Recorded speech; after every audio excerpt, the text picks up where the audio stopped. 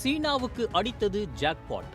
பூமிக்கு அடியில் உலகையே மிரள வைக்கும் ஒரு பிரம்மாண்ட புதையலை கண்டுபிடித்திருக்கிறது.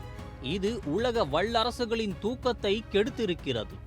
ஏனென்றால் இது சாதாரண கனிமம் அல்ல, இது அணு உலையின் இதயம், ஏவுகணையின் மூளை, ராக்கெட்டின் கவசம். அப்படி என்ன அந்த புதையல்? அது ஏன் உலகிற்கு ஆபத்தானது? வாருங்கள் பார்க்கலாம். அந்த கனிமத்தின் பெயர் சிர்கோனியம்.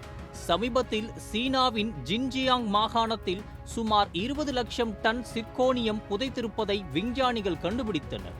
இது சீனாவிடம் தற்போது இருக்கும் இருப்பை விட கிட்டத்தட்ட 4 மடங்கு அதிகம்.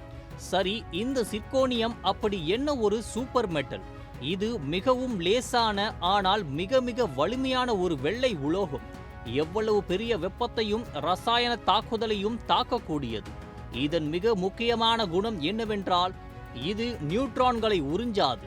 அதனால்தான் அணு உலைகளில் எரிபொருள் தண்டுகளை பாதுகாக்க இது ஒரு கவசம் போல பயன்படுத்தப்படுகிறது. இது மட்டுமல்ல, ராக்கெட்டுகளின் கூர்மையான மூக்கு பகுதி, வழிகாட்டப்பட்ட ஏவுகணைகள், வெப்ப கவசங்கள் என பல அதிநவீன இராணுவ தளவாடங்களில் இது ஒரு முக்கிய பங்கு வகிக்கிறது.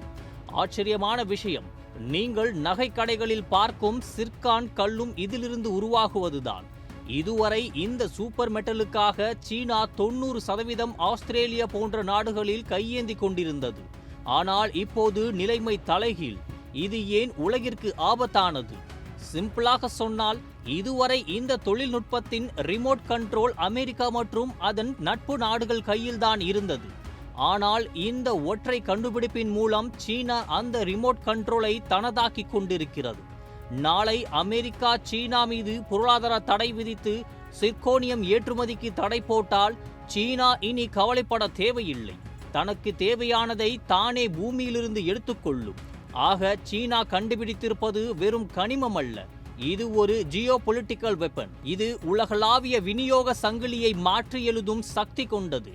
சீனா தனது வர்த்தக போரில் ஒரு புதிய சக்தி வாய்ந்த ஆயுதத்தை கண்டுபிடித்து விட்டதா?